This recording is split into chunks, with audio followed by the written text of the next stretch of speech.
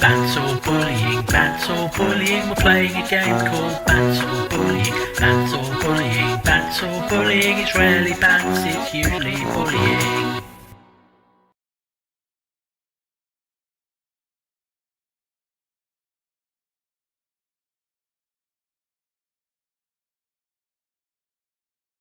So, where had we got to? What have we missed so far? There's been a murder. We are terrible policemen. Our job is to investigate the murder. We've made little headway in that particular thing. We've mostly punched a small child, well, a young man in the face, which was bad. We've lost our badge and our gun.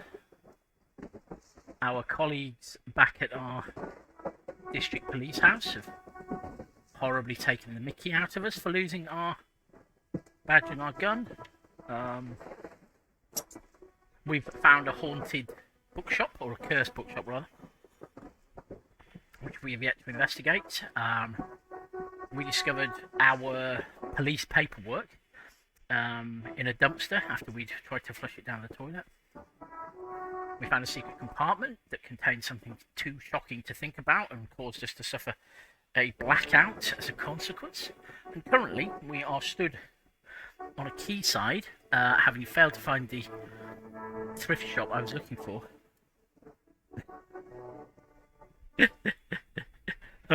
Yes, I failed to find the thrift shop. Helena was just saying that my avatar, reminds her of the undead red-eyed creature from Horror Express, which I think is it an ancient Neanderthal or a cosmic horror pretending to be an ancient Neanderthal?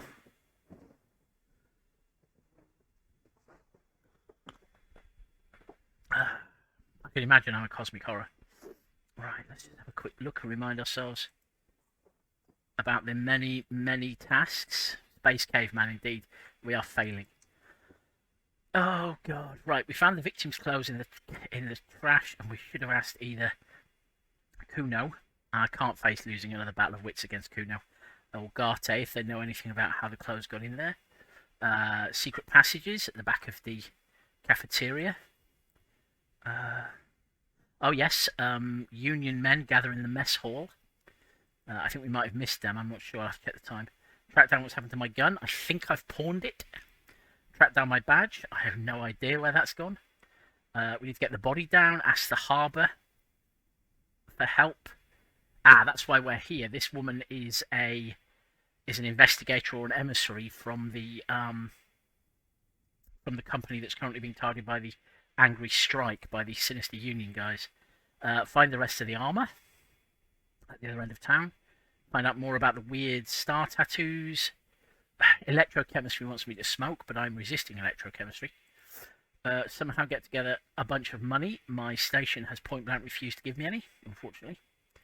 Oh, that was one as well. We spoke to the woman who was running the cafeteria and discovered that she'd not made the call reporting the body, and that she'd quit because I am a terrible person. Talk to a rich person about what's really going on. And of course, the primary quest, sing karaoke. I also had to pick what kind of cop I was. And it turns out that I am quite a sorry cop. In that I am very sorry about almost everything. So, let's have a look at what is what. Here we go.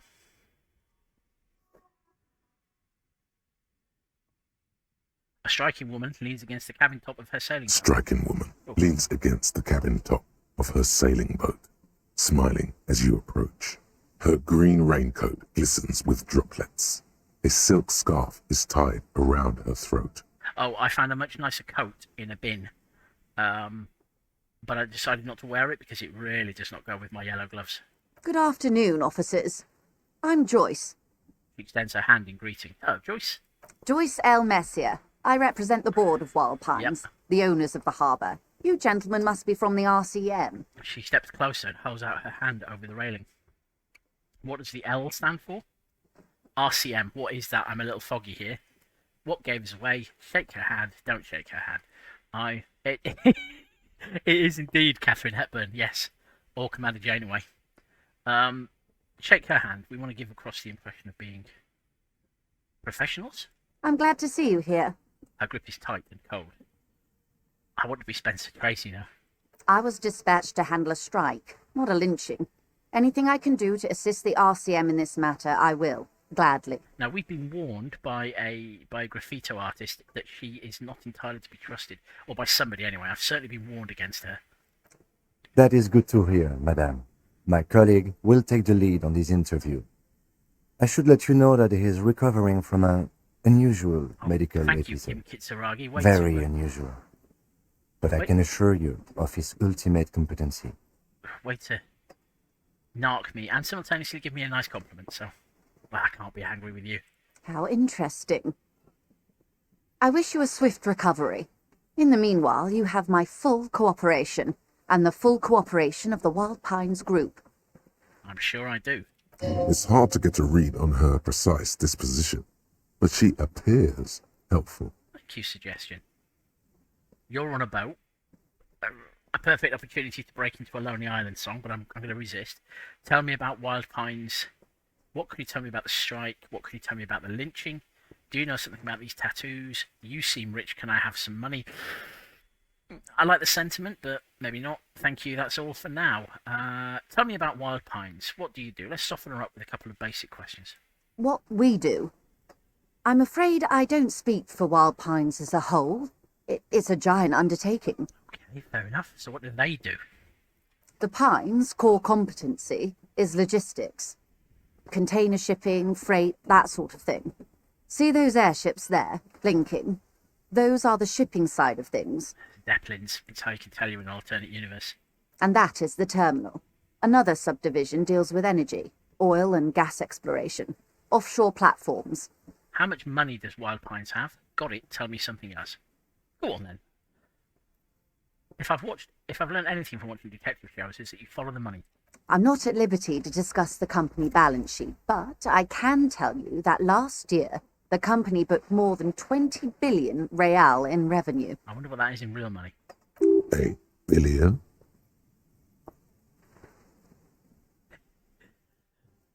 See, encyclopedias, you don't know everything. What exactly is a billion? Wow, that's it. I thought Wild Pines were supposed to be big time. Numbers like that mean nothing to me. The money I owe is so much less than that. Wild Pines, your energy friend. You can trust us indeed. Numbers like that mean nothing to me. Yes, past a certain point, numbers begin to seem imaginary. But they are quite real for the 72,000 employees who depend on Wild Pines for their paychecks. I expect they have to wee in bottles, though. A conglomerate the size of Wild Pines is like a shark. If it stops moving and growing, it will die. Then what becomes of those 72,000 families? It is a tremendous responsibility. Where does Wild Pines get all these billions? That's all I needed to know about something else. Where does Wild Pines get all these billions?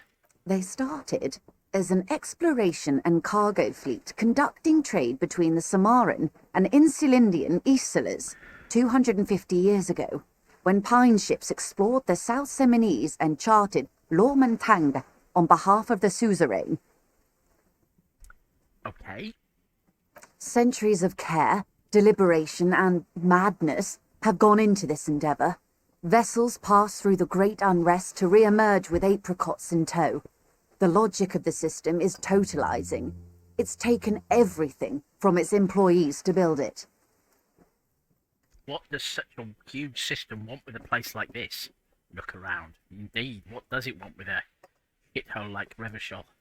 You mean aside from being the terminal's legal owners? Who are responsible for moving 8% of the world's cargo? Wow. 8% of all cargo in the world, that's quite the endeavour. You don't keep it moving, the workers do. The company is nothing without them. That's all I needed to know. I'm going to go with 8% of all cargo in the world. There are no minor cogs in the system. Each terminal must be accounted for, lest the entire system break. Every hiccup in such a system means thousands lose their jobs, the world over. I'm here to assure that doesn't happen. She seems pretty clean to reassure me that she's on the side of the workers here. I'm not entirely buying it, I've got to say. Something weird is going on with my thoughts. I wonder if I can... I can. Okay. That looks very important. I should probably take a proper look at it once I have finished talking with Joyce. Okay. With your help, hopefully. says her warm tone. Yes, he wants me to be on her side. Okay, what can you tell me about this strike? Everything. Right up to, but not including, trade secrets. Wait, what if I want to hear about trade secrets? What is your role in this precisely? What is your role in this precisely? I'm not gonna... I still want to be her friend. Well, I say friend. I still want her... If Columbo has taught me nothing else, it's to be polite right up till the last moment and then ask the question that causes her to admit she killed him. I believe the official title is Senior Labour Negotiator. In practice, I'm a grocery clerk. I relay the union's demands to Wild Pines and return with Wild Pines' counteroffer. Okay. And how are the talks going? How are the talks going indeed, Kim? They're not. Ah. That's the problem. The union stopped all negotiations a week ago, after that awful lynching took place. Okay. Now they won't even let me into the harbour. There's a 2-metre 20 racist behemoth blocking the gates. There did seem to be quite a lot of racists over there. Tell us more about this behemoth. What can I say? The union employs a giant covered in tattoos. A racist giant. I guess that's part of their big tent organisation now. Now, I did talk to a lorry driver who was also a racist earlier. And I've got a racist cup. I don't know if that will turn out to be a useful piece of kit to be carrying around. Let's say I was not making the kind of progress I'd hoped for when I first arrived. I'll bet. And when did you first arrive? I arrived 3 weeks ago. Yes, in the middle of February. The bay was still partially frozen then. I prefer to do these things on site, like the RCM. Okay. But the strike began in December. Yes, that's 2 months previously. I wasn't the original negotiator here. I took over after Mr. Gaumont hit a wall with Mr. Clare, the union boss. Mr. Clare refused to speak with Gaumont despite concessions he'd granted the union in prior negotiations. Okay. This isn't the first time the union has gone on strike. Heavens no. There have been 2 prior strikes. Both times the union won significant concessions, including overtime pay and a medical plan. This time their demands are more, I guess you could say, aggressive. Well, if you give in to unions once, you end up giving in... No, I can't even go there. I'll be hunted down and beaten. What happened to this Gaumont? What are their demands? The scabs at the gate, did you put them there? I don't really know about them. Tell me about this union boss, Mr. Clare. Tell me about this union boss, Mr. Clare. I suspect I'm going to be meeting him soon, but... Everard Clare is a man of the utmost integrity. If you can say one thing about him, it's that he always puts the interests of the workers first. Really? Of course not. Oh. Everard is fantastically corrupt. I imagine he has a thick, viscous goo where you and I have blood. Okay, is he that bad? He can't be that bad to say nothing. Is he that bad? He is the most corrupt individual I have ever seen, and I deal with men like him for a living. If there is anyone more venal, more irredeemably nepotistic, then it's his twin brother, Edgar. Oh dear, I could do without a twin brother here. Wait, there are 2 of him? Oh. No, he was dressed as a security guard. It can't be Edgar who's hanging off a tree. Yes, Edgar looks exactly like his brother, except for that lazy eye. He also talks exactly like Everard does, and when one's term as foreman is up, the other takes over. Okay. Or does he? Perhaps it's one guy pretending to be 2 people. It's how they circumvent the term limits, you see, with a funny little switcheroo. While in office, they've embezzled God knows how much of their workers' dues. What about the union itself, outside the Brothers Clare? The Débardeurs Union was once a perfectly normal institution. 20 years ago, anyway. It must not have been easy to establish under the Emergency Act, but they did it. I can respect that. Okay. Organised labour at its best, as they say. Then something happened in the local chapter elections. The Brothers Clare came and transformed it into a... how do you say? He hesitates, looking for the right expression. A mob. The Débardeurs are a crime syndicate. Sad as it may be, I suspect we'll be forced to cooperate with them. Maybe. Refreshingly honest, officer. The company has tried appeasing in the past, but I'm afraid our concessions have only emboldened Everard and his brother. He turns to you. And your opinion, detective, if I may ask? I'm a curious and talkative person, you see. Would you say the Débardeurs Union is... Oh, this is a tricky one. An effective advocate for the rights of local working men. It, it would be very much at odds with everything we've heard about it so far. A giant leech sucking the life out of Revachol. Maybe. Basically a socialist mob. I'm cautious about using socialist in that pejorative sense. I prefer not to have an opinion on these things. That would be the professional answer, I guess. That looks like pro-union, anti-union, really anti-union. Of course, officer. I'm not giving you an inch. So, what happened to Gaumont? What happened to Gaumont? What happened to the previous negotiator? Mr. Clare told him to... How did he put it? He pauses to compose herself. I imagine swearing is about to come. Fuck off, midget. There you go. Gaumont is short of stature, you see. Okay then. Cool. Not cool. That's not cool. Keep in mind, this is a negotiator Mr. Clare has worked with before, and who was more than fair with him and the union. What are their demands? Oh, no.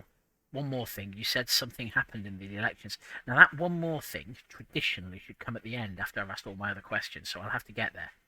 What are their demands? There are leaflets everywhere, and banners. What did they say again? Oh, yes. Every worker, a member of the board. Oh, well, I like the slogan. I like it. I don't know what to think about it. Over-aggressive commie posturing. It seems like they have no idea about business. Forget it. I wanted to ask something else about the strike. I like it. Every worker, a member of the board. Then you might also like their other slogan. Demand democracy. Oh, yeah, that's a good one. Nope, that's weak. Not hard communist enough for me. Oh, yeah, that's a good one. Demand democracy. The worst of all possible government types. All right, Rob. Rob's just joined the chat. Personally, I don't think it has the same pizzazzo as every worker, a member of the board. What exactly do they mean by it, though? What's the demand? Now, apparently, Revachol is not a democracy because it's being run by the UN or something? It's quite simple, you see. Every time the Wild Pines group makes a decision about what? About anything, really, it needs the signature of each of the 2,200 workers in its Martinez terminal. Okay. Just so you understand, this is but one of 22 terminals owned by Wild Pines. Essentially, not only are they kings of the company, they are also kings of the 72,000 employees of Wild Pines Group. That's pretty funny, I have to admit. The workers can't be kings. The king is king. The king is dead. Long live the workers. What are you going to do? I'm really not feeling the communist vibe, I have to say. So I'm going to go with, that's pretty funny, I have to admit. I've got a sense of humour. They're having a blast. But how can they afford it? After 4 months, my assumption was they would prefer a more practical solution. What are you going to do? I'm not sure. Naturally, I assume that was just their opening position, a hard-nosed tactic with a side of mockery. But there's been no follow-up, just the same nonsensical slogan repeated over and over again. So my assumption based on that would be that the twins are not actually interested in resolving the dispute. It's a red herring anyway. And now, people are getting lynched, I hear. Behind the whirling in rags. A disastrous situation if there ever was one. Indeed. Excuse me, from whom did you hear about this lynching? Yeah, good question. I first heard it from the bowyer at the gates. The one whose very name advertises his aversion to work. I think he said it was, "Call me mañana." That's tomorrow, I think. This checks out. Okay. One more thing. You said something happened in the elections. I'm glad you asked.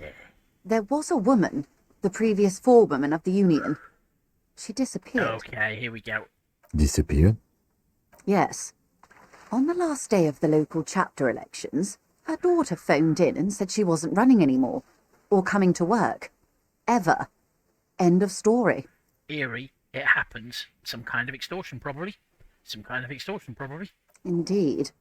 The company suspects foul play, but there's nothing they could do. It was a union matter. It's a disappearance, though. The point of the presentation is, these kinds of things happen around the Clares. Watch out when you're dealing with him. I will indeed. Well, them. Thank you for your concern, ma'am. We'll be just fine. That's all I need here. Let's change the topic. Of course. How else can I help? Right. We resisted the urge to sing Lonely Island. What can you tell me about the lynching? Ah, no, there's an... I thought it might be her. An opportunity to find out more about reality. What can you tell me about this lynching? Quite a few things, I'm afraid. You fall silent for a moment, contemplating something. The information I'm to share with you includes sensitive trade secrets.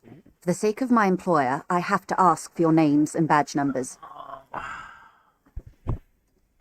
So obviously, beyond being slightly more convinced than I was previously that my name might be Harry, I have no idea what my name and badge number is. Of course, ma'am. We should have introduced ourselves. I am Lieutenant Kitsuragi from Precinct 57. Okay, this might be the crisis point in which I can no longer pretend that I know who I am. And this is my colleague from Precinct 41. I'm afraid he doesn't have his badge at the moment. I hope mine will suffice. Oh, bless you, Kim Kitsuragi. How curious. Why is that, Detective? Oh. Awkwardness washes over the conversation. The woman doesn't like this turn of events. Okay. Remember when my partner told you I'd recently suffered from an unusual medical episode? My lost badge is related to it. That's true, and should hopefully stop her from asking any more difficult questions. I see. So, are you saying you lost your badge during the course of this episode? You're supposed to have stopped asking me difficult questions. It's possible, after a night of heavy drinking, I lost all memory of my life in the world. I could have eaten it for all I know. I don't remember anything. This world, this city, nothing. Okay. Yes.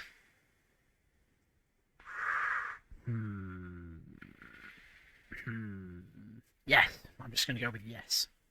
I know I should be feeling safe to talk about the weirdness with people, but I just can't bring myself to tell Catherine Hepburn that I'm an amnesiac drunk.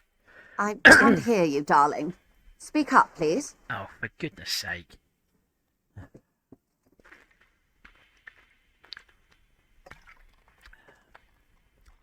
It's possible, after a night of heavy drinking, I lost all memory of my life in the world. I might as well go with the truth, I suppose. Oh, dear. Some kind of encephalopathic amnesia. I don't even know how to respond. The best thing to do would be to pretend that we've not had this conversation and go on with filling me in on the details. I do believe you, naive as that may sound. I simply can't imagine what you gain by faking such a condition. It certainly doesn't make me look more professional. As I said, ma'am, his technique may be very unconventional, but he is an officer of the RCM. Don't you forget it. Of course, I sympathize, but I'm afraid I simply can't share anything more until I've seen that badge. Hang on. She's a professional negotiator. She should be open to some sort of mutually beneficial arrangement.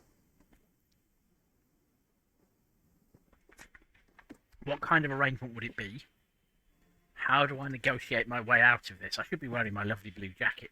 Now, that does have a fairly good chance of success. I'm going to try that. I'm going to try and see if I can find out how to negotiate my way out of this impasse. She's a negotiator. Just float a favor at her. Insinuate. Insinuate. Surely there's some other way to demonstrate our law enforcement credentials. I might give her the expression. I will be frank with you. If I'm going to break protocol, I need to be able to justify it to my superiors. They're going to want to see something very tangible. Tangible. I doubt she's after money. You're in, but expect her to drive a hard bargain. Like what? Reports from inside Terminal B suggest it's a hub for the local drug trade. This is an open secret in Martinez. The Union controls the terminal, so it goes to reason. They're profiting from this trade. They're profiting from this trade. The company has tried looking into this matter before, to no avail. Perhaps someone with your authority and resources might turn over the right stones. Rob has suggested that I should consult my horrific necktie. Sadly, it is being as quiet as my actual necktie. Or you can recover your badge, though if I may be blunt with you, it sounds like that may be a lost cause. We never give up, probably, in the RCM. Detective, a word in private before we continue. Oh dear. Excuse me for a moment, madam. Lonesome, long way home. Here we go. Home awaits. Walk past Station 41 and through the market, past the Boogie Street spearhead to the other side of the lake, the frozen eye at the center of the district. Then past the video rental store on the corner. There, at the end of a street lined with pine trees, a small house no larger than a matchbox, 11 Voyager Road. You no longer live there. Those times are gone. And so are those people. Why did you come here? Why are you still here? And where's the dealer? You have to get back to work. That's all you have now. Oh, well, there goes my vague hope of successfully having a house somewhere that I could go and hang out in. Learning cap for perception raised to 5. Speed gives 1 psi. Okay. And that is my lonesome long way home thought. I'm half the way through rigorous self-critique and a third of the way through white mourning, and I've got another thought which I can't equip just yet, which is the 15th Indo tribe.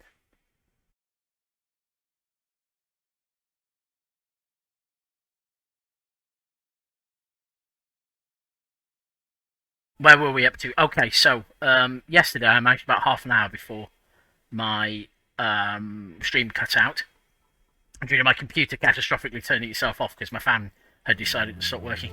But I now have an exciting under-computer fan. I could try a different software other than OBS.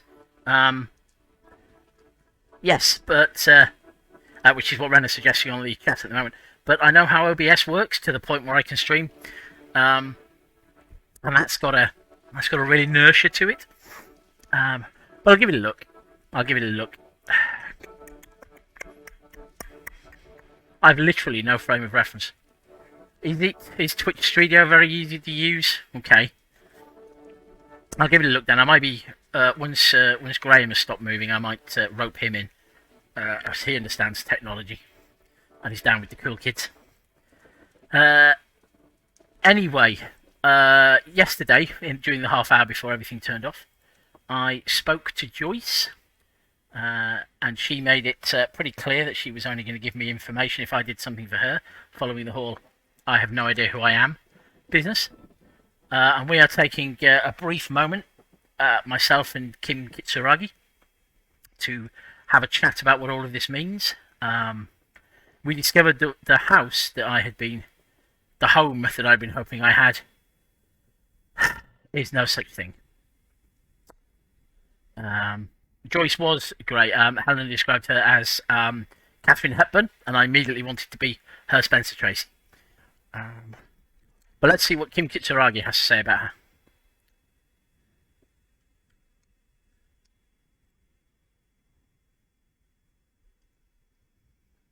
This is not going quite as I hoped it would, Detective. The lieutenant's voice is hushed. How did you hope it would go? Honestly, I was expecting you to use your unorthodox technique to keep her off balance, and not volunteer us to be her henchman.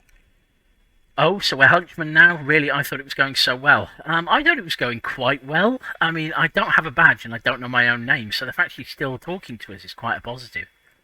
This woman is running circles around us. She might have known about your misplaced badge all along, or she's simply an adept improviser. Either way, we've played straight into her hands. We were warned she was smart. Clive has just joined the stream, so I better bring him up to date. I played about half an hour yesterday, and then my computer shut down. So I've had a preliminary conversation with Joyce, and I might have volunteered us to be her henchmen to deal with some drug dealing problems relating to the Union before she will tell me what she knows about the lynching. I thought it was going quite well, but apparently Kim Kitsuragi disagrees. He doesn't let it show, but there is a limit to how much the consequences of your unprofessional behavior can cost the investigation. I'm disappointing, Kim Kitsuragi.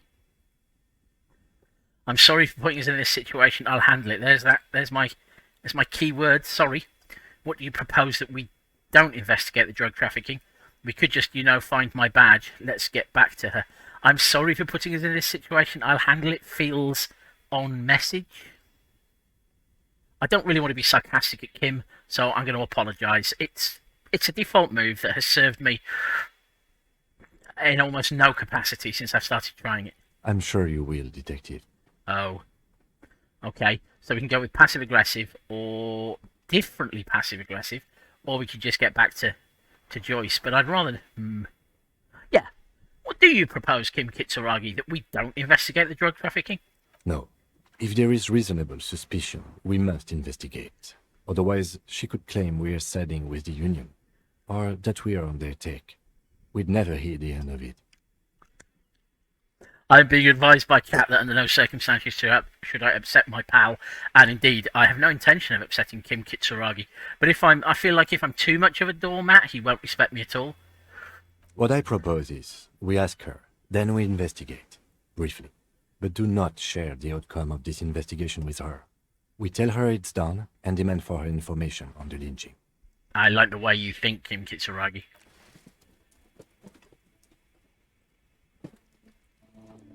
You're back. Good. What can I help you with? Okay, tell me about this alleged drug trafficking. It's quite straightforward. Someone is using Terminal B to smuggle raw ingredients from the Samaran Isola into Revachol with the Union's blessing. Wild Pines has suspected it for years. Okay. Ingredients for what, ma'am? I imagine electrochemistry is going to have an opinion on what is about to happen. Meth and dextroamphetamine, GBL and various synthetic psychedelics. Honestly, it might be quicker to say what you can't make from the stuff. Let me get this straight. The materials come from Samara to Revachol through the terminal. Basically, that's active listening, so yeah, let's do that. Yes. After they clear the terminal, we lose track. The actual production is taking place at various sites in and around Jamrock Quarter, Okay. north of here. Wild Pine seems to be well apprised of the local drug trade, ma'am. Do you mean to say the Union also produces the product? Sells drugs, I mean? We're in logistics. It's our business to know. And no. As far as the company knows, the Union does not produce it. They transport the ingredients for a cut. And you want us to investigate? Yes, but you won't get anything out of Evrat and the Dockworkers Union. Still, every chain has its weak link. What do you mean? Am I going to need bolt cutters for this? If I was sassy cop rather than sorry cop, but I'm going to ask, what do you mean? What do you mean? The lorries. Someone needs to move the ingredients from the harbour into the city. Once they reach Jamrock, they're distributed to a network of local manufacturers, well beyond our grasp.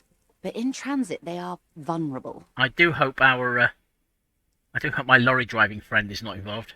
Perhaps you've noticed that a number of lorries are tangled in a traffic jam at the roundabout just now. Interview the drivers who are still hanging about. One of them might be waiting for a crucial shipment. She gives you a knowing look. It's going to turn out to be the nice driver I was getting along with rather than the evil racist driver. I chatted to the very laid-back driver who offered me some of his cigarettes. And then I went round and chatted to the racist driver who tried to wind Kim Kitsuragi up. I'll be explicit. If you find this driver, I will share company secrets with you. Why didn't you come to the RCM earlier? It's no coincidence the lorries are stranded there like that, is it? What proof do you have the Union is involved? Okay, I've made up my mind. Let's talk about something else. Why didn't you come to the RCM earlier? Was it just because you wanted leverage? We did. On more than one occasion. Apparently, there's some sort of inter-precinct disagreement about whose jurisdiction this area falls under. Right, yes, of course there is. We know the company has launched its own probe into the Union's alleged involvement. We also know it's come up empty. It's not just the RCM. No one's been able to find any hard evidence. I feel I'm being unfairly bantsed in chat where it is being discussed that I have an artist's soul, and that's why I like the lorry driver poet. Well, here's your chance, officers. It's no coincidence the lorries are stranded there like that, is it? No. We asked East Motor Track to raise the drawbridge. The road company is a partner of one of our subsidiaries. However... She pauses, looking to the sea. This is a limited time opportunity. Once the complaint has been processed by the Trade Committee, they'll have no choice but to lower the drawbridge, and the operation will continue. She looks north. Don't go north! Thousands of litres of raw ingredients will pour onto the streets of Revachol. Not the east across the river, but the west. The vulnerable, the weary. A cold breath rushes in from the bay, making its way down the alleyways and potholed streets. From Martinez to Jamrock. In the traffic you hear the clinking of glass vials, concealed beneath tarpaulin. Or is it just your teeth chattering in the cold? Give her fucking misery. A lot of it. It comes in from large Samaran factories in South Safre, Sigai, and Sinyao. The literage they must get from this terminal alone must be oceanic. Well, at least this solves one mystery. What is that, Lieutenant? Why I had to call East Motor Tract and beg them to open a drawbridge for me. I'd wondered since I first drove in, on my motor carriage. Yeah, you passive-aggressive Herkim Kitsuragi. I am sorry for the inconvenience, Lieutenant Kitsuragi, but we need them trapped here. This is a unique opportunity. I'm sure you understand. What proof do you have that the Union is involved? How do you think they're financing this strike? There are thousands of unpaid dock workers going strong for the 4th month straight. There was a shakedown of local businesses preceding the strike. Many were squeezed to bankruptcy to fund it. With all due respect to these desert cacti, the contents of a few cash registers cannot provide for 2,000 men. The local businesses can scarcely provide for themselves. So you think the strike is being funded with source ingredients for drugs? Precisely. Smuggled out of that very gate at night, most likely, then loaded onto lorries and driven to Jamrock.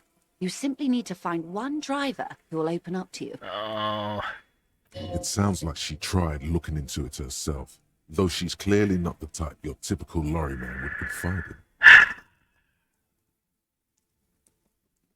okay, I've made up my mind about the smuggling investigation. I'll at least look into it. I can always just not tell her and try and find a different approach if it turns out that my buddy, the lorry driver poet, is involved. Yes? We'll take this case, probe the drivers, see what it yields. Accept. Excellent. Okay. According to my reports, there are at least 3 lorry 3? drivers lingering near the roundabout. Hopefully one of them will know something. I only spoke to 2 of them, all right. Maybe it's the 3rd lorry driver. It may come to nothing, or it may just blow the case wide open. I can keep the drawbridge up for a few more days at least. You should have the time you need. No time like the present. In the meantime, let me know if there's any other way I may be of assistance. Okay. Oh, okay. Right. So, again, trying not to sing Lonely Island. You know something about these tattoos. You seem smart. I need someone to give me the lowdown on this reality we're in. Now, that is something that I should probably ask her. The nice lady who gave me the pen suggested I find somebody I recommend 6 or 7, by the way. You seem smart. Indeed, I need someone to give me the lowdown on this reality we're in. This reality? She pulls her hood closer around her neck. The aim is to gain a deeper understanding. Thanks, Inland Empire. By learning about the world, I hope to learn more about myself. It's related to that medical episode. I have trouble remembering even the most basic terms of reality. No time to explain, just give me the lowdown. Actually, now is not a good time for a reality lowdown, maybe later. The aim is to gain a greater understanding. By learning about the world, I hope to learn about myself. A sort of spiritual quest. Something of ancient Ilmaran origin. There's more than a trace of irony in her voice. Yes, a spirit quest sounds like the thing I'm on. Yeah, screw you. You will find him a big fan of the ancient ways. It's part of his condition. Now. Nothing wrong with ancient ways. Our modern ones aren't necessarily better. Ask away, officer. I'll help however I can. Thank you, Joyce. All right, you're in. Begin with the first one. You'll appear worldly. Where are we? What times are these? What is... Think of something close to you. What are you? What is this? Spread your hands. What is... Reach for something fundamental? That's all for now. Okay. Right. Start with the first one. I'll appear worldly. Where are we? We're in Martinez, baby. Baby? A casual term of endearment popular among the 50-plus crowd. It's a disco holdover, pay it no heed. I'm a disco holdover myself. And what is Martinez? I'm not really disco. I'm not really disco. Oh, it is the 50s, I guess. All the good music won't be made yet.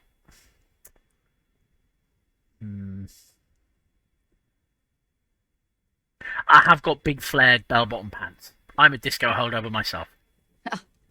Aren't we all? And what is Martinez? Martinez is a district of Revachol.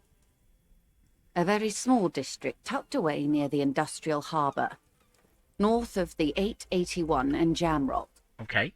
You would be excused for not knowing about it. Unimportant, they say. Forgotten, even. Shelled to smithereens during the Revolution. It has its charms, just not this time of year. Tell me more about Martinez. You mentioned a sea. What sea is this? What sea is this? It's not really a sea, it's the Bay of Revachol. And the bay feeds into the ocean. Are we near the ocean? Yes. We're on an island in an ocean. The world's largest body of water. The Insulindic. The Insulindic. Vast, lukewarm and unknowable, flowing in and out of sight. What's the name of this island? Caillou. Imagine a pebble. A smoothed-over pebble amidst a great blue sea. Misshapen, cracked. The cracks are the river Esperance. We're in the delta of this river, on the 6th branch. The Martinez distributary. Why, a man might call an island like that something crazy like Alajama. It is clear this pebble is of enormous value to her. Okay. Tell me more about Martinez. I'm not a good ambassador. I've only been here once before, as a teenager. Not a lot has changed. There are ruins, a terminal, fishing boats, reeds, boys with boxy shoulders. Ah, man. I do like this woman, in spite of myself. A brief spike of longing in her upright body, the dots under her eyelids shake. This place used to be a province, a workers' resort before the city swallowed it and the artillery did its work. The reeds are the real star of the show here now. The further down the coast, the wilder it gets. You were here as a teenager? Yes, I was slumming it with some girlfriends of mine. We had boats and... Don't hold it against me. The boys certainly did not. There's a spark in the air, a live wire hanging in the wind, in your hungover neocortex. Then the sea air cools it down. Shut up, electrochemistry. Okay, that's Martinez. What's Revachol? Revachol? Revachol is what you call a city. What kind of city is Revachol? The great kind. Ah, okay. As if it's self-explanatory, beyond patriotism, a fact. What makes Revachol great? History, detective. They built this city to resolve history. Our part in it, at least. Our centuries. Okay, who built this city? And did they build it on The rock and roll? nations of the Occident, or migrant workers from Semenine and Ile Marat, depending on your creed. When? In the DeLorean century. 380 years ago. And why will it resolve history? They say it's where the terrible questions of our time will be answered. Oh. The tensions are highest, the fault lines deepest. By that I mean conflicts. Ideological conflicts.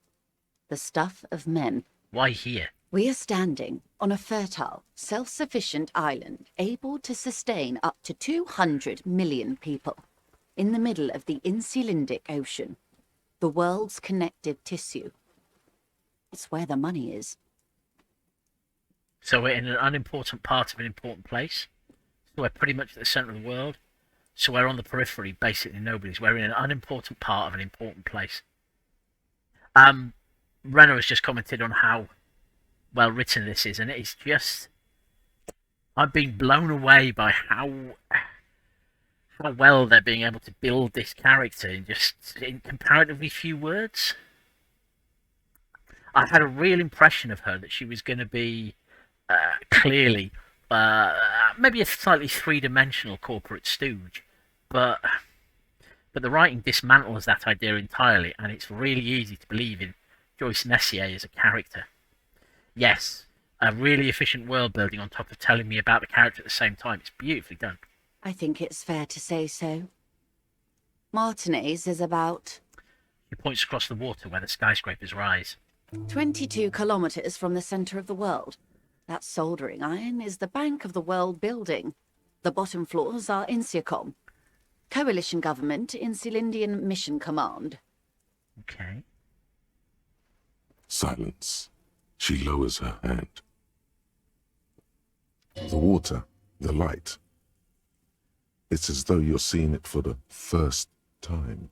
There is no recognition, only the immensity of the sea and the cold radiating from it.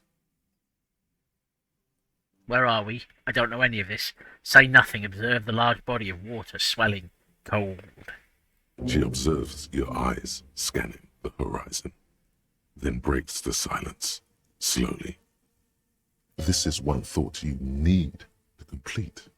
Where are you? Okay. Alright, I'll take your advice, Inland Empire. Was there something else you wanted to know? I remember something about a lowdown. Oh, sorry, Joyce, I've been staring at the sea. This has been informative. Thank you, ma'am. I'm sure my memory-impaired partner has many more questions to ask, about even more fundamental aspects of reality. Might I suggest not asking them all right now? Monsieur will be here later too, and tomorrow. Isn't that true, ma'am? Absolutely. My commitment here is long-term. Okay, I can take a hint. You're right, Lieutenant. I'll continue later. It's better not to eat all your candy at once. That is spoken like... Indeed.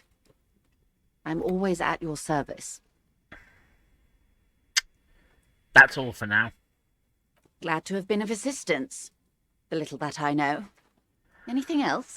Yes, I've got one more question I'm going to ask you before I leave, and that is about these tattoos. That's the man who was killed. Mm-hmm. I'm afraid this is a discussion for once we've cleared the lynching question. So you do know something about the tattoos. Fine, let's return to it later. Why? How he's looking at the photo tied to the lynching. So you do know something about the tattoos. Better not tie the forestay to the batstay on this. I hope there is something else I can help you with. Is that nautical talk? That looks like nautical talk. Unless it's to do with corsets. She wants to answer the question. Protocol keeps her from it. Okay. Thank you. That's all for now. Of course, Detective. Take care. So, Renner is bullying me by asking me about whether I have a plan about what to do about the fact that I still owe a massive bill. My plan was, in fact, to complete the thought I had about Lonesome Long Way Home and then go there. And then, of course, I discovered that I no longer live there. So that was less than convenient. Now, what is this new thought I've got? I picked up the 15th Indo tribe yesterday. Which is all about the peoples in the area. But there's also Jamais Vu. The feeling that I will see this again? No. I will always see this. Anyway. Ravishol Special Administrative Region. Le Kalu. The Insulindian Ocean Coalition Government. Insulindian Mission Command. Name after name, and none of them is familiar. They seem real, but something is wrong. You feel like a kid looking at stickers on the fridge. Prouvon, the Apricot Company, World Games 34. You can almost see your hand reaching out for them. Scratch at the corners, see if they peel loose. This feels like the most important of all the thoughts. The one you truly must complete. Okay, I have a spare experience point, so I will unlock another thought and internalize Jamais Vu. It only took me 3 hours.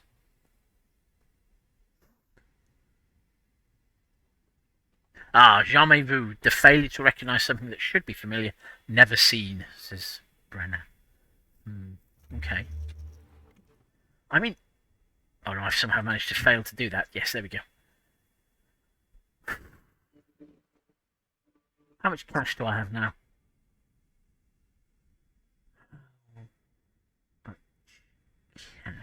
How do I find out how much cash I've got on me?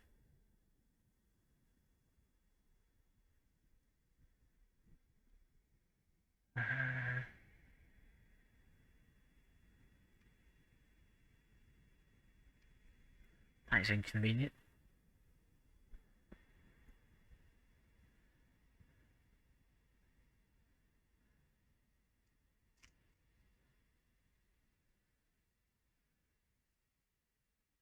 Oh. Okay, I'm just getting an interesting TED talk in chat about jamais vu. Jamais vu? I don't know how much money I've got. Could it be in here?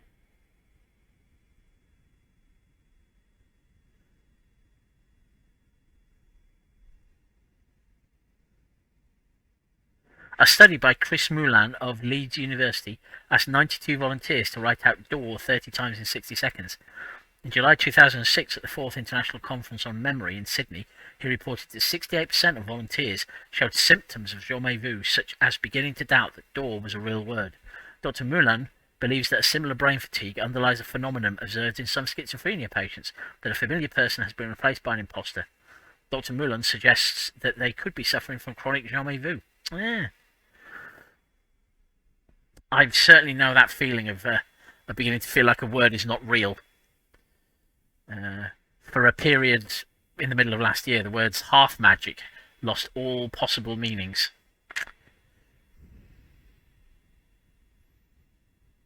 Damn it. What am I going to do about the money? I've got nowhere to stay. I mean, I suppose I could squat under a bridge.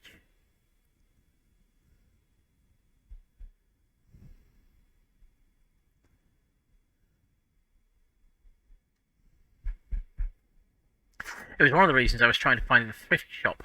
See if I could make enough money. I'm going to have to ask somebody for money. I can't ask her for money.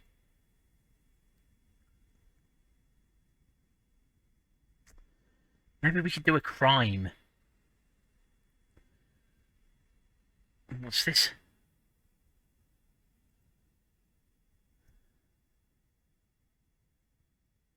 Looks like there was more construction here once, decades ago.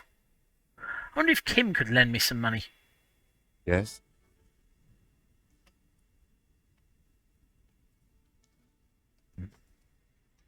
No, apparently not. Yeah. Now, Clive is telling me that he thinks that Garte will listen to reason, and that makes me instantly suspicious that there is no way in hell that Garte is going to listen to reason.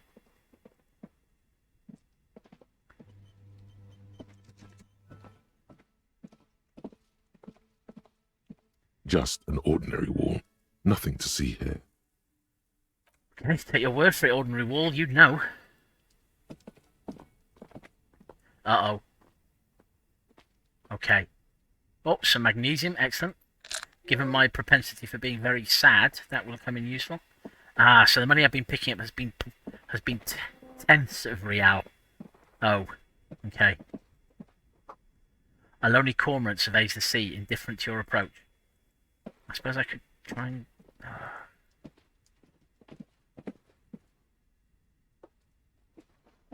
Okay, that's a useful warning to make sure I have enough money by the end of day 2.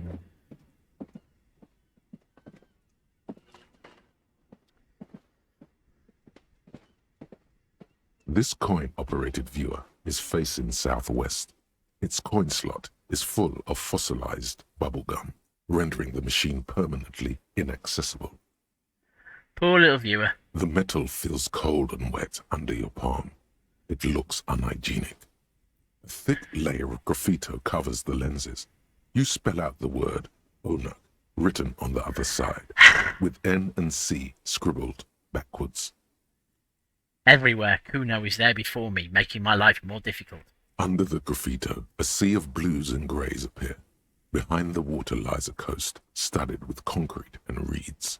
On it, a church on stilts, lanky weather-worn wooden planks, an X-shaped cross topping its tower. The church looks old and weather-worn. There are no lights in the windows. Okay. An absence of God.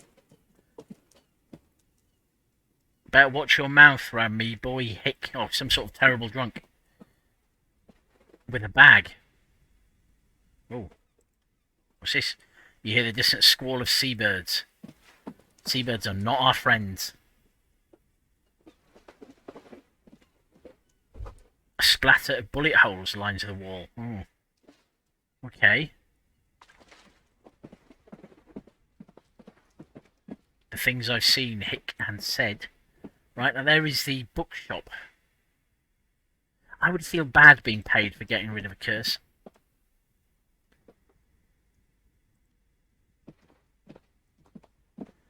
If a bag is recommended, let's see if I can pick that one up.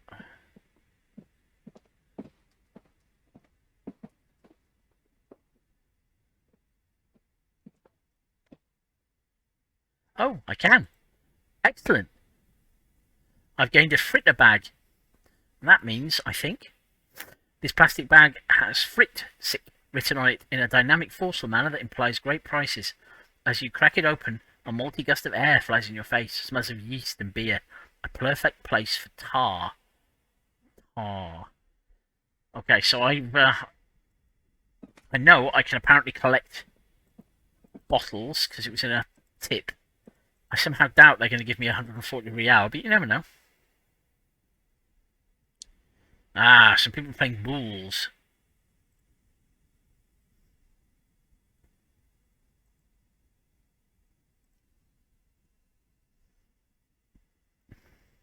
Oh, no shame.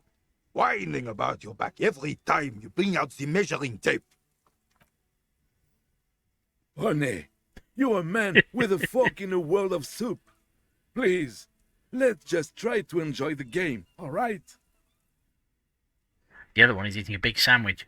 I can go I'm for a big trying sandwich. to, but you keep breaking my concentration. You're old. I can see that. We're both old. Now stop grabbing your ass like it's a girl. Oh, apparently they're not playing bowls, they're playing petanque. These manly men are playing balls. Balls! This is a ball game. Grab a ball and play it. Don't ask questions. Shoot first. Ask questions never. Shouldn't I ask what game it is first? Alright, I got this ball time. Physical instrument. I'm a little bit untrusting of physical instrument, but whatever. That's the spirit. Don't even waste your breath asking about the game. They wouldn't know anyway. Oh, okay, this looks like They're it's going to go badly. way past their prime. Okay. Better observe them first. Grab a ball and show them how it's done. A moment of your time, fellows. Don't get involved in the game. I'll leave you to it. What could go wrong? Uh-oh. Am I about to pass out? No.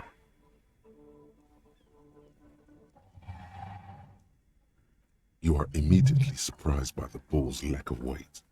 No matter. You'll make it work. I'll make it work. What is going on? God, this is right. You feel the familiar tremble of excitement and adrenaline that precedes every victory. Time has frozen. Feel the ball. The cold metal ball is surprisingly smooth against your neck. It has a Wait. pattern on it. Probably a sponsored ball. Yours would only be covered with bumps of learning and scars of victory.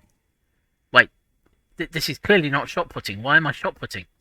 Already your muscles are adjusting to the weight, the nervous system calibrating, until you and the ball have merged into a single entity.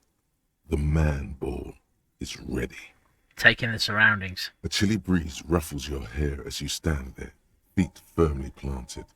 All sounds, smells, even the wind, everything fades until the only thing left is the union of man and ball.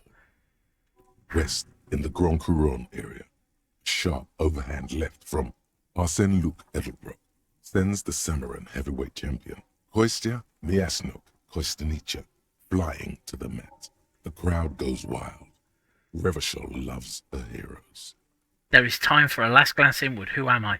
An embodiment of pure motion, a fine-tuned locomotor running at maximum efficiency. Things have gone very weird. Behold the fear and confusion reflecting in the eyes of the two feeble geezers. They are in awe of your superiority. You are a god to them. As long as I don't end up punching one of the old geezers. Some would still say you're a cop, but I guess we're beyond that now. Thank you, Esprit de Corps, EDC.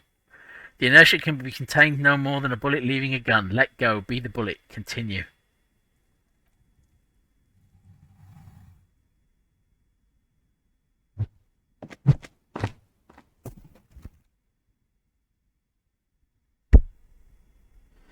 Merde! Bordel de merde!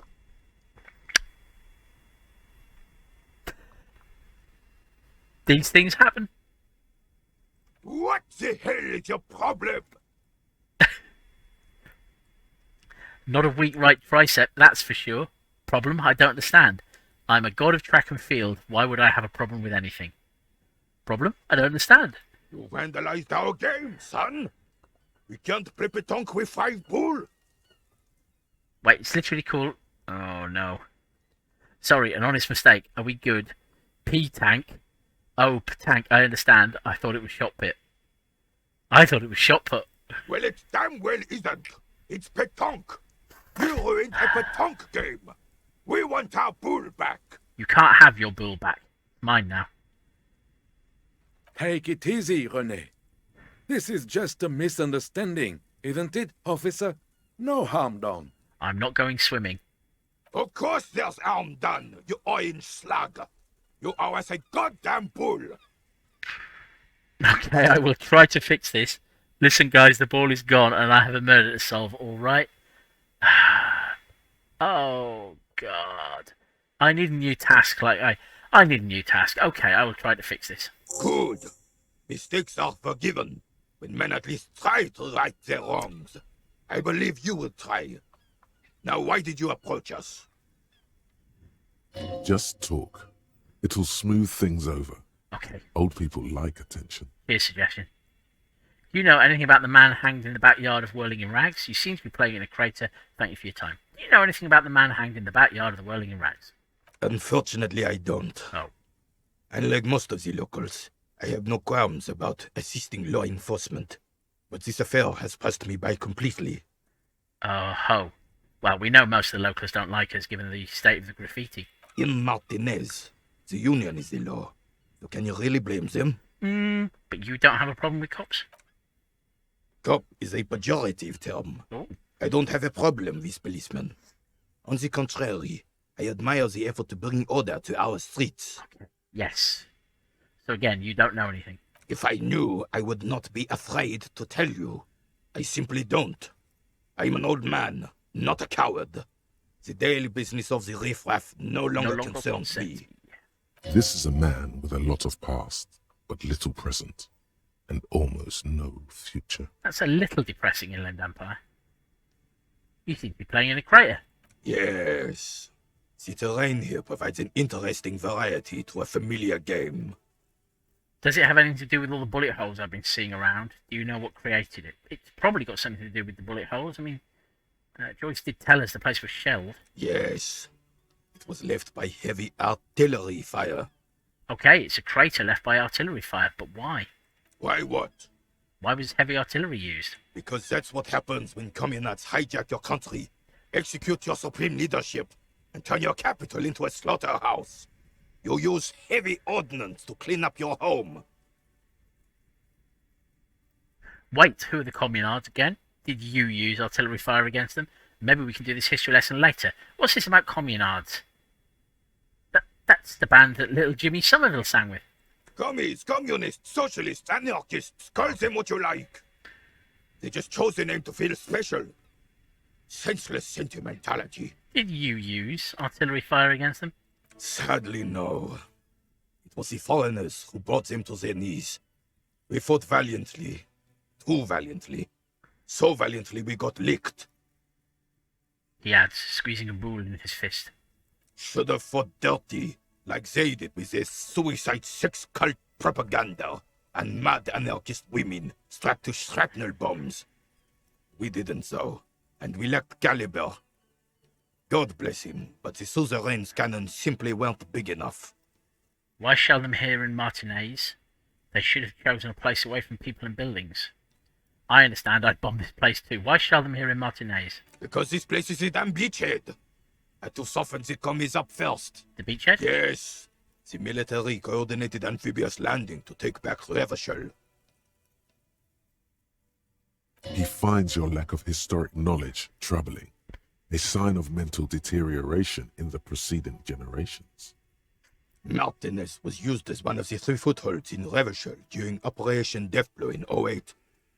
The other 2 are off in Stella Maris and the Delta. Deathblow sounds grim. Nod thoughtfully and turn to look northeast. Shake your head and look down at the crater. Deathblow sounds grim. This here is Blood Ground, where Coalition boots first made landfall and cleaned those rabid dogs out. Most likely, we're playing pétanque on their mangled corpses.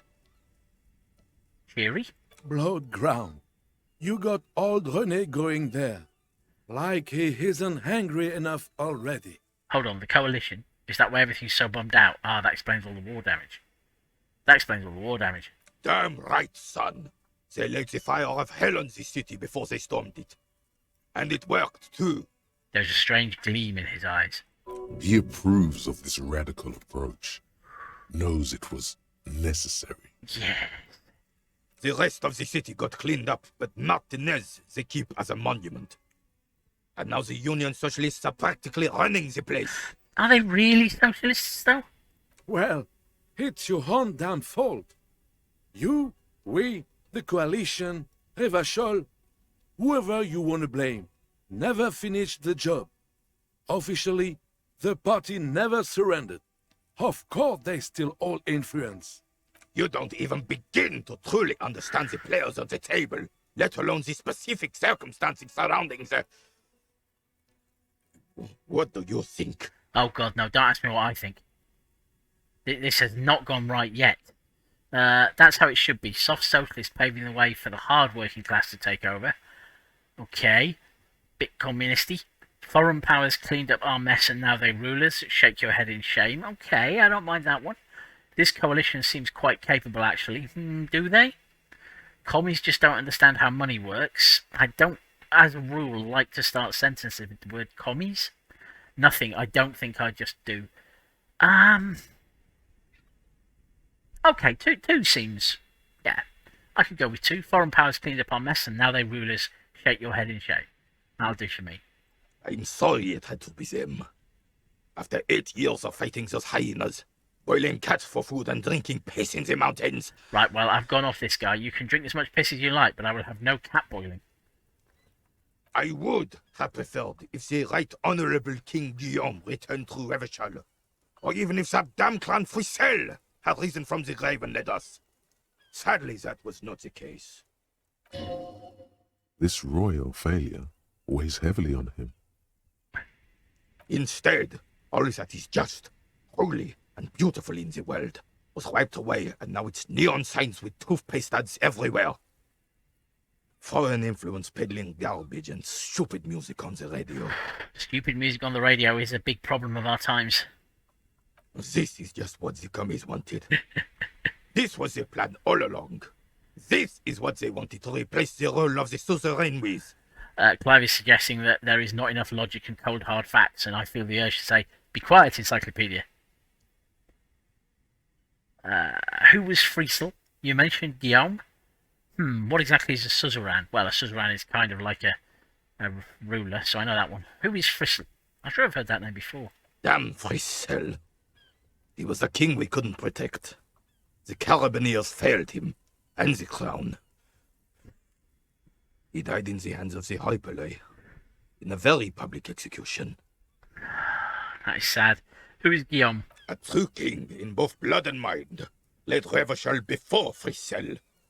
He would have been better, but the damn commies drove him into exile. You do seem to be blaming a lot on the communists. What exactly is a suzerain? The suzerain is the king. Has everyone forgotten already? They forgotten already. I'm being mocked because I don't have a visual calculus of at least 7. Am I even a cop? I don't even know how big the lynch mob was. It was big enough, which is what matters. Soon, they will forget everything. Him too. Oh. Then he chooses anger over melancholy. Well, sadness leads to anger. It's no use talking to you. You were still in Daddy's balls when it happened. When we took our last stand against the Fifth and rode the cavalry straight into gunfire. Riding cavalry into gunfire is traditionally not a good move.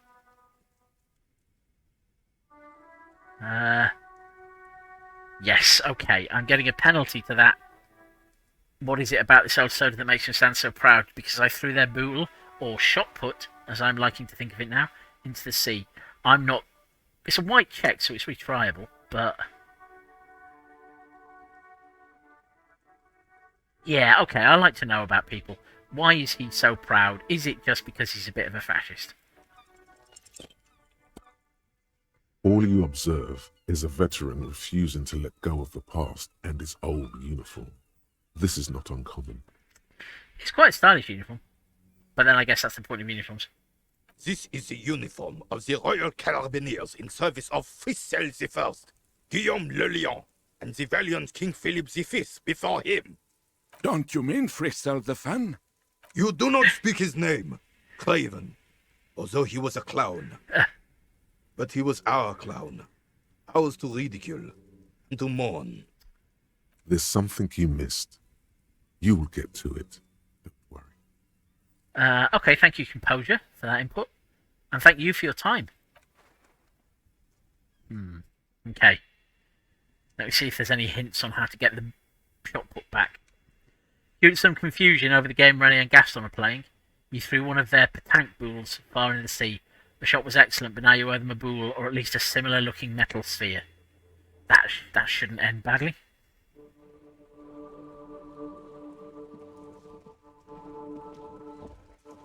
What is this over here? Tire tracks leading into the roof. The slush and rain has almost washed them off. Tire tracks, okay. An ancient fountain. It doesn't pump water anymore. There's a tree in it.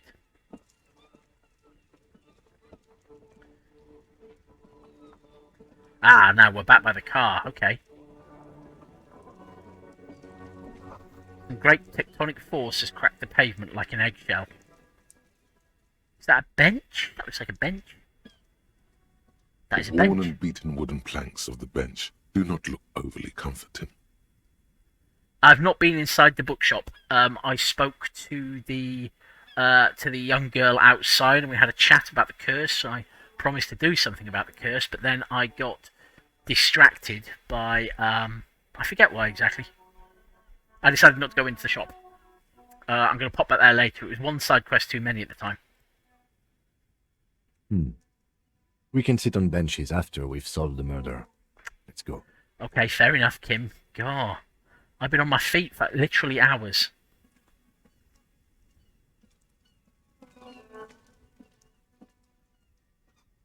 Enormous bulls worthy of a real man.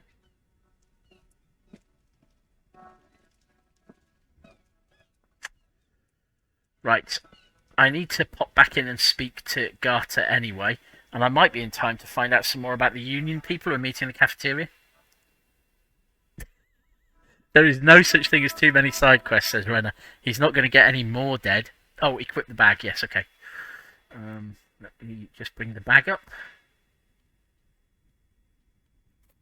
Yes. My ledger of failure and hatred in one hand, my plastic bag for pitting up the spare bottles in the other. Truly, I am the cop who is ready for anything. I still haven't woken that guy up. He might be unconscious. Ah, well. Oh, thank you for your good advice. I did speak to somebody. In fact, I might pop and have a chat. Okay, right.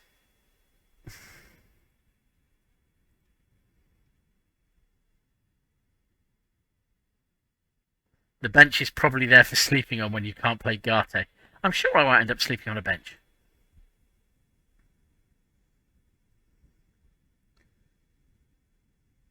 Can I help you? Here's your trash container key. I'm supposed to ask him about, or Kuno, about the clothes, but I'll start by asking Garte. Soften him up. Thanks. I hope you found what you were looking for. I found the victim's clothes. How strange. I certainly didn't put them there. Yeah, but you said the only two people who had keys to that were you and the garbage collection people. Maybe you don't remember putting them there. Maybe you were sleepwalking or in a fugue state. Could someone on your staff have put them there? Who else has keys to the trash container? Let's just double check that information. The trash collection service? CS Municipal.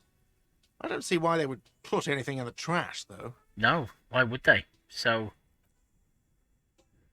Ah, the elusive CS Municipal. I doubt we'll be able to track down who was sent here last and when. This will have to be one of those little threats that solves itself down the road. Okay. On Clinton Street, near the Boogie Street Diamond, a small truck rattles down an alleyway. It stops by a rusted trash container. Two men, their faces rough and swollen, jump out. They look at the container despondently.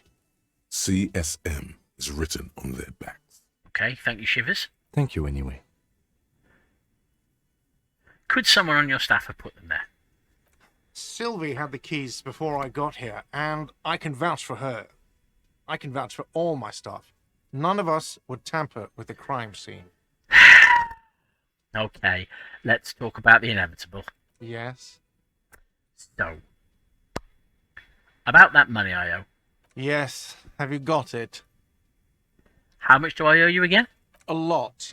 A lot. For the room, drinks, and broken window, 130 real. Well, I haven't got it. Like what? I was really enjoying talking about the money you owe me. Bye-bye. I might have to head upstairs and try and squat. I can't face going out and talking to Kuno about the clothes. Oh, I'm not asking this poor woman for Hello money. again, sweetie.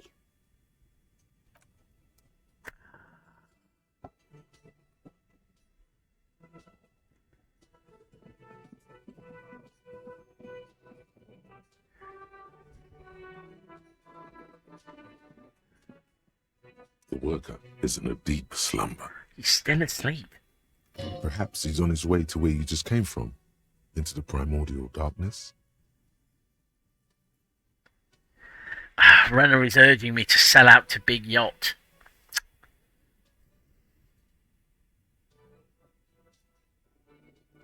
It's 5:15 in game. Ah, there you go. 2 real 60 of the 140 I owe.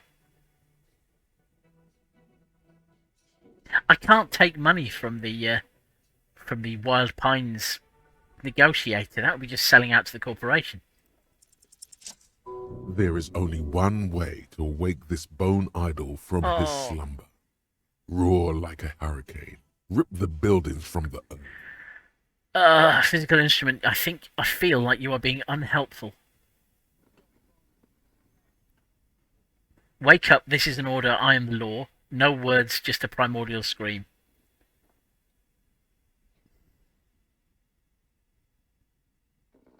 Why the yelling? The 30-something man slowly lifts his head and gives you a pensive look. You're alive. You looked out for the long count there. I just wanted to see what would happen if I yelled. I needed you to answer some questions. I was a bit worried he was dead, given he's been lying there since I got up first thing this morning. Wait, what? No, he was just sleeping. What do you want, officer? I want to know where the hell your accent is from. Is there anything interesting in your dreams? Tell me about Wild Pines. Why are you sleeping here while the others are out striking? Who's behind organising the strike? What about the dead body? Yours, point at the bottle of the spilt rum. Is there anything interesting in your dreams? Thank God, no. Okay. Was it that accent? Was it a fathomless darkness into which we ought to be deferred like corpses in a mausoleum? That is the goth emo answer. Was it pure nothing, your consciousness no larger than a single grain of malt? Oh, I like that one. Tell me, was it a bliss? Was it a bliss free of X somethings? Or you're right to talk about something else. Was it pure nothing? The worker stares at you. Oh. His eyes dry from sleep. A web of wrinkles covers his tanned forehead. I don't know what you're talking about, kind sir. But when I'm out, then I'm really out. No malt grains or whatever. No poetry stuff. Just quality time. I don't want to talk to you. You're literally A little me time in the abyssal pelagic zone. You can never return to it now. Only detective work remains. Wakefulness and detection. Tell me about Wild Pines. That's the name of my employer. I work in logistics. You are quite sleepy though, aren't you? He doesn't sound too enthusiastic about this. How's that going? How's it going?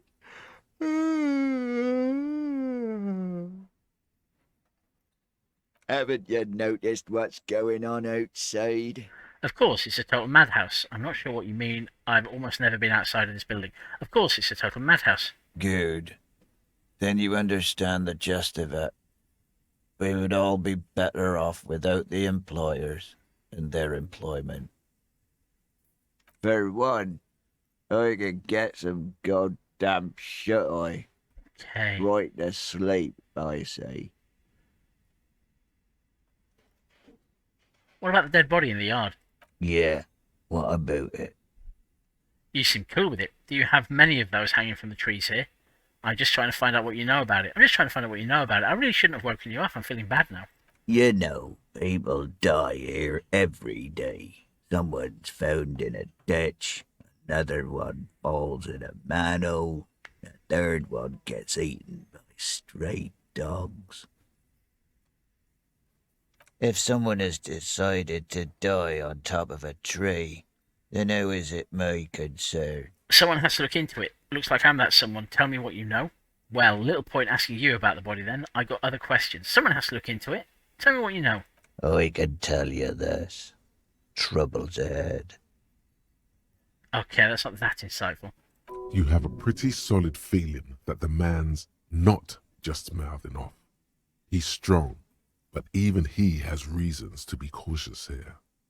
The trouble is already here, or how else would you call a dead man hanging from a tree? What trouble? What trouble? What do you know? You heard what I said. No. Draw your own conclusions. That's all I know, and I prefer to keep it this way. The lieutenant gives you a little nod, then makes a note in his blue notebook. Thanks, King Kitsuragi. So Union people think he was a killer, he thinks. Even sleepy here. This doesn't help a lot, but it's something. Good work, detective. All right, I'll let you sleep. The dock worker doesn't answer. His head is already back down on the table, in sweet sleep. Okay, fine. I'm going to take the advice. I have been advised to go back and sign up with Big Yacht. What can go wrong? He has been one of the nicest people I've met so far, mind. And that is in itself suspicious. I think there was a bin round here somewhere.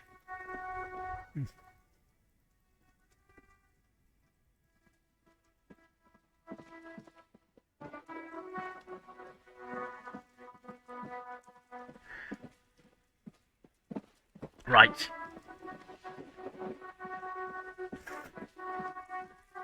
I'm giving in to peer pressure.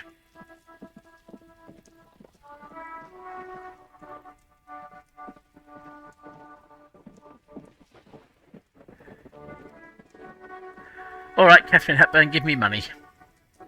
You're back. Good. What can I help you with? You seem rich. Can I have some money?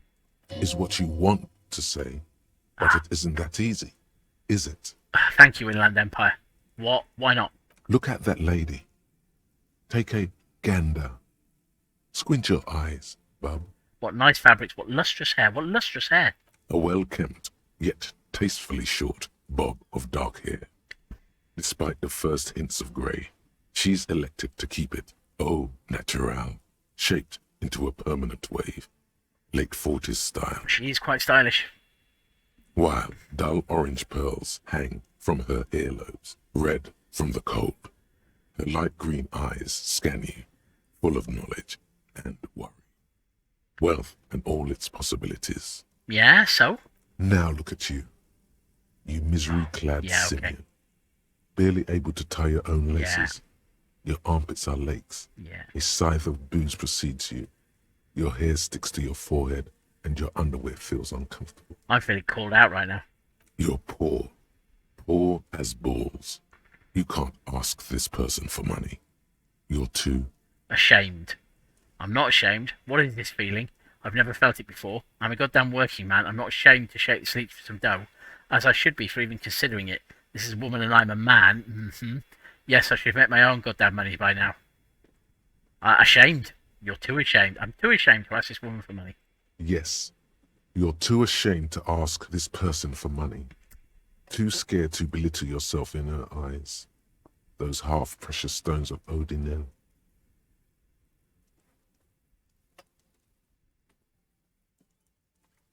As I was saying, if there's any way I may be of assistance, please don't hesitate to ask.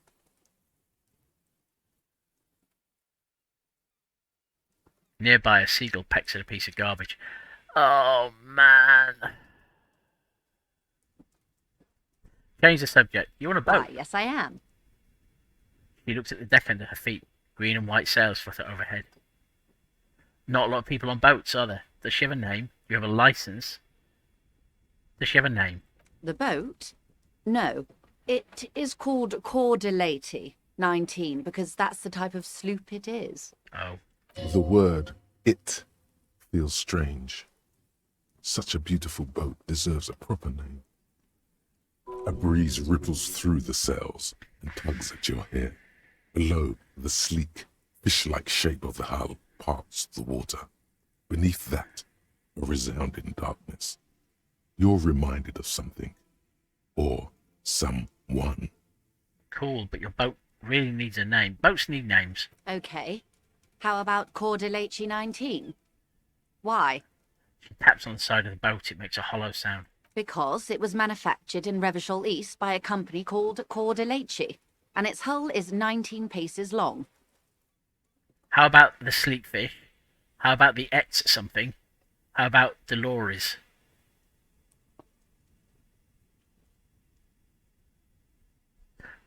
Okay, just have an opinion. I really don't want to call it the X something. That feels a bit goth emo, and I don't want to have another fainting fit.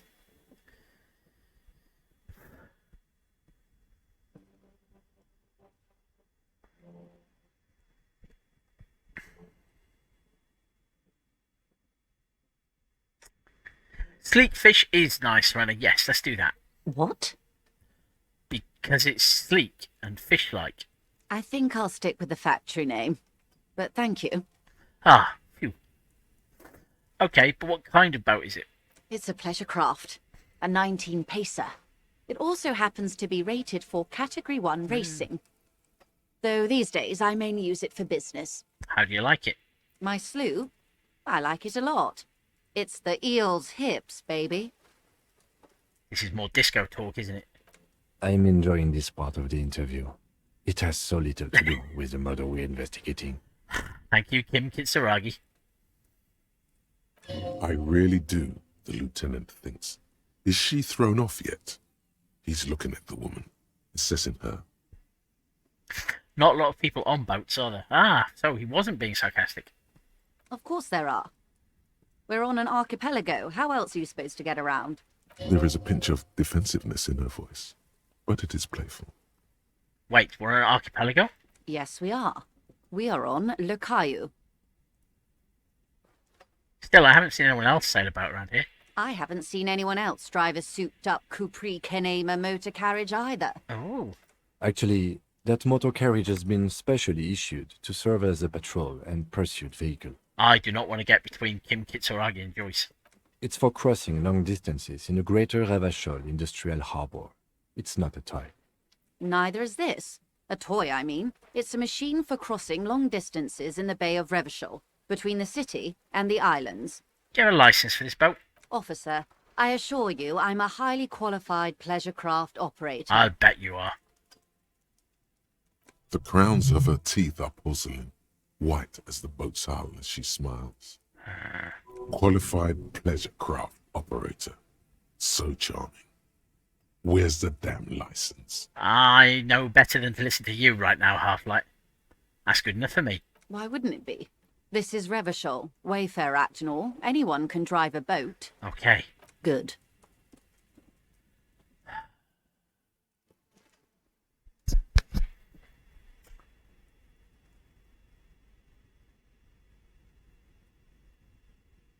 I don't want to sleep on a bench. Ah! I am sorry. It just doesn't come out of your mouth.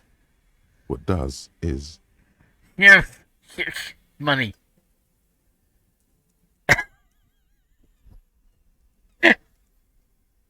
Oh man, this game likes tormenting me. It's not even got started, I'm sure. Excuse me? I didn't hear you. Her voice is kind, a little hoarse from the wind. What she meant to say was...